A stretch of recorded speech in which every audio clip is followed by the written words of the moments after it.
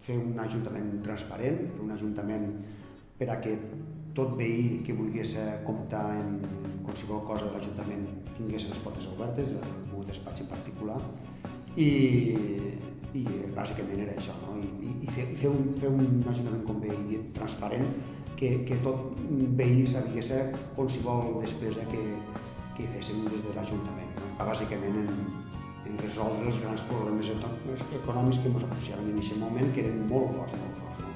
Intentem resoldre els problemes per xicotets que siguen, sempre hi ha alguna cosa que tu pots fer per la gent i ho estem solventant i la gent està molt agraïda. Sí, estem notant que la gent va corresponent amb nosaltres. Tenim molt de patrimoni que pot vindre a visitar la gent, no? El que tenim també, que és molt important, són les oliveres mil·lenàries, no? Que som el terme que té més oliveres mil·lenàries per quilòmetre quadrat i que tenim també en particular un museu que pot visitar qualsevol persona, no? A 1 quilòmetre del poble.